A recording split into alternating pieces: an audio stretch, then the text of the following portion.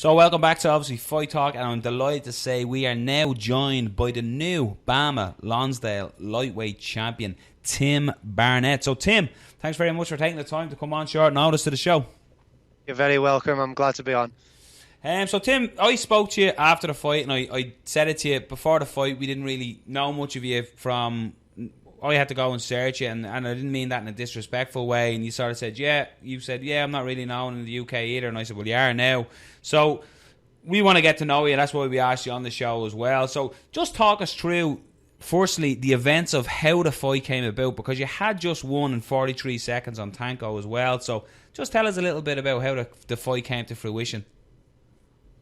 Right, so I was on Tanko, obviously, and I won in 43 seconds. And after the fight, I called for a tougher challenge. Not being disrespectful to my last opponent, but even as an amateur, only 2 out of all my fights went to the second round.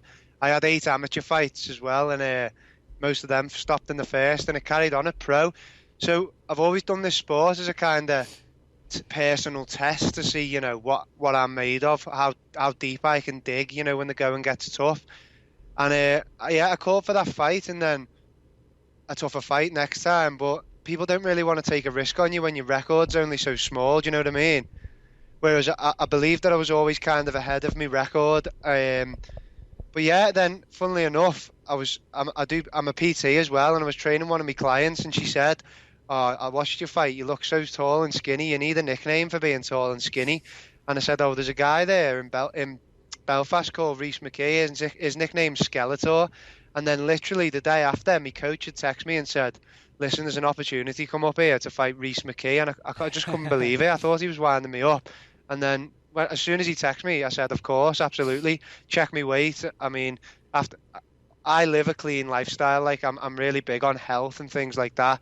So after the fight, I didn't really have any junk food. So I was only walking around after the first fight at 75 kilos. So with just over 2 weeks, just under 2 weeks, I was happy to take the fight and over the moon with the opportunity. Like, one of the things that you said in the post-fight interview was that you do it to test yourself. You want to try to be the best martial artist possible. Would you look at your career so far as in thinking, I just want to do this as competition, as sport, not I want to make money or I want to be famous? Was that your perspective of how your career would be? Yeah, absolutely. Honestly, the other day, the fame, that was the first kind of taste I got of what it was like to move up a little bit in the world, and like people were asking me to sign tickets and get photos with them, and I was just overwhelmed a little bit by all that. I'm honestly not used to that, and I'm not the type of person who's ever going to revel in that. Well, even in the victory, I don't like to live in the limelight too much. I just like to learn what I can from it and move on to the next one. And I like to share it with all the people who've got me there, like my sponsors and my coaches and all my family and people like that, because without them, I really couldn't do this sport. And yeah, I don't really do it for the money either. I just want to live a life of, at the end of it, I want to lie there on my deathbed and think, I really lived there and I had a good time in life and I took all the risks in the world and I'm glad. And each time that you do take risk, you grow so much as a person. I mean, I'm not your stereotypical cage fighter by any means. I'm a little bit of a geek at heart. I read lots of books. I do lots of yoga. I'm a bit of a hippie.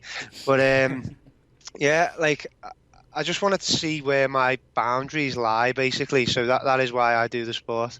So with that, you're saying a bit of a hippie. You were saying you go from walks and parks and stuff like that. What attracted you to mixed martial arts? What was the thing that pulled you in first? Well, I was an amateur boxer first. I boxed for a while, at some really good clubs and had some really good boxing contests. But something always just drew me to the sport of MMA. I used to watch MMA a lot more than I watched boxing. And I don't know, like I just liked to see what I was capable of against other people. And in the end, I finally grew the balls to go to the MMA gym. And it was a really, sorry about that. That's my phone there. Nice. I went to the MMA academy there, and I wanted all my mates to join with me, and none of them would. So I went down on my own, and it was a daunting thing. But what I like the most about the sport of MMA is learning. I went from kind of university into a bit of a dead end job that I didn't enjoy and things like that. And it was in a bookies, and it was really negative. And the people that I was around in there, that it wasn't the best situation, and I just thought, God, there's got to be more to life than this. So I never believed that I could ever be a professional fighter. I used to think where it was from, the kind of upbringing that I had this idea that you had to be this kind of person who'd had a rough upbringing and you go out and have all these street fights to be a fighter. And then I met Mike Wotton, who was one of the coaches at the MMA Academy, and he was a contestant on season 18 of The Ultimate Fighter. And he was a big influence for me in the gym because he was the first guy to really show me that you don't have to be a mean, hard case to do this sport. You can be a person who was mollycoddled when he grew up, and you don't have to be angry to do this sport. So yeah, in answer to your question before, like, yeah, I don't do it because I'm angry or anything like that. I just want to see where I can go with it now, and it kind of just fell into place. I just have one fight and then keep training and have another fight and keep training. And in the end, I ended up where I am now, and it's been a bit of a blur, but I've tried my best to enjoy it every step of the way and learn from what I'm going through. Do you know what I mean? Do you almost think the way it was a short notice fight, it was on 9 days, do you almost think that in a way was beneficial for you because you didn't have time to think, I'm going into this guy's hometown, or was it almost an advantage that, yeah, you went through your camp for Tanko and then you get this big opportunity? Was that almost like, rather than having, the 3-month camp or the big build up to it and all the promotional side of things, was it an easier way in, almost the way when Michael Bisping got the shot against Luke Rockhold, he got in there and done the same thing you done? Is it a similar sort of thing that it was the best route to get on short notice? Potentially, yeah. It's got positives and negatives. I mean, I'm someone who likes to study opponents, so in that sense, I had less time to do that. But at the same time, what you're saying is right. I mean, I had less time to think, oh shit, what if this happens and what if that happens and all that. I just thought, you know what, I'm just going to go for this and give it me all. And I do believe that I'm up there with some of the best fighters, and even kind of seeing some of the other top guys in the UK warm up at other shows and things like that.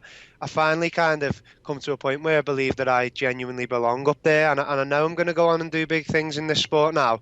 Whereas I've always been someone who's very, very hard on myself, and because I don't kind of revel in the glory a lot, I lack a lot of self-belief. But over the last few fights, that's something that I've gained. I've kind of gained that belief in myself now, and I'm going to kind of ride it and keep going forward with it. And now that I believe that I belong at the top, I think I'm going to be a different animal in fights to come.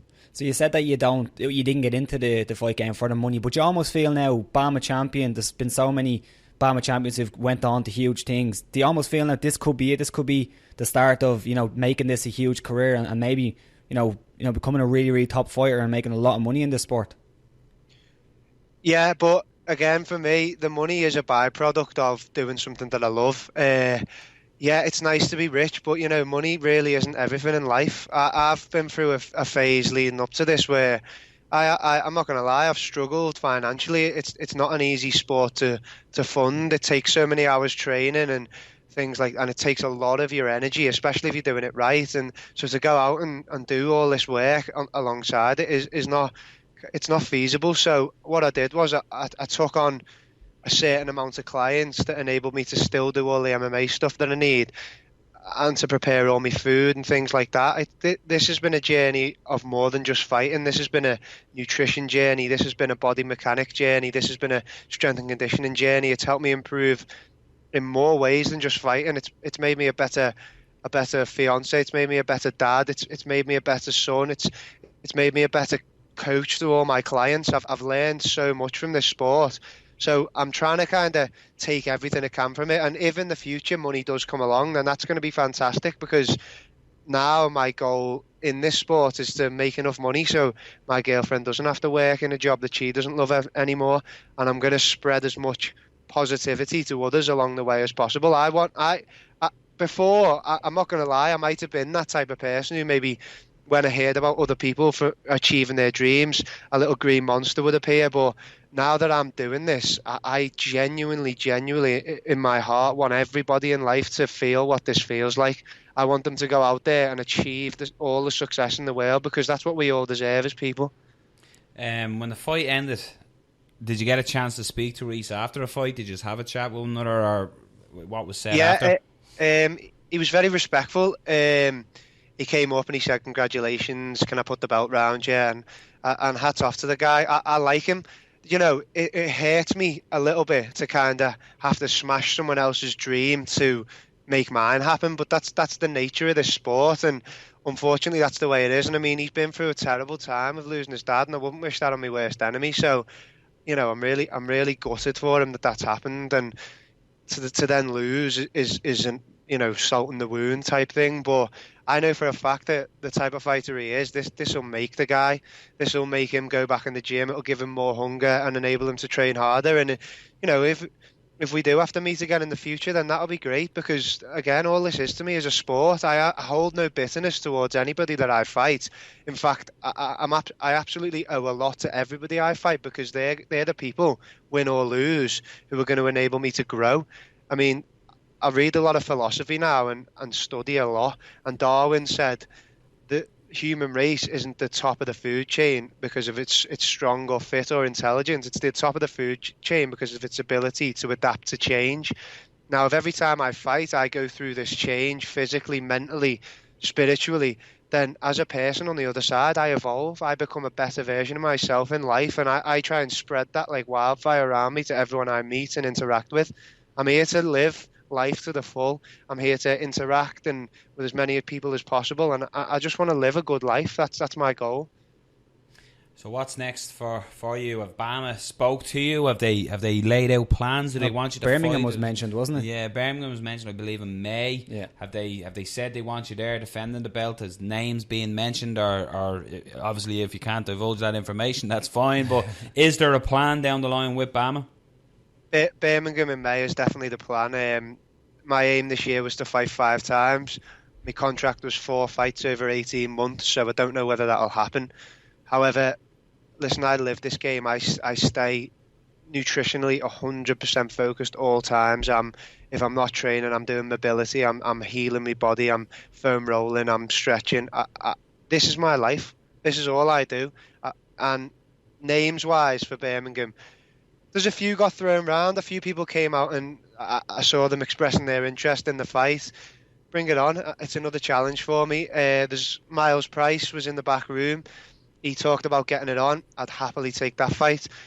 Kane Musa, he was watching the fight, and that's someone that kind of along my way I looked up to and thought, yeah, that's someone I'd love to fight and challenge myself one day against that person. So I'd love the Kane Musa fight. So if BAMMA can make that happen, then great. I know he's fighting on ACB in 2 weeks, so whether the time frame's good for him or not, I don't know. But yeah, if it comes out, then let's do it.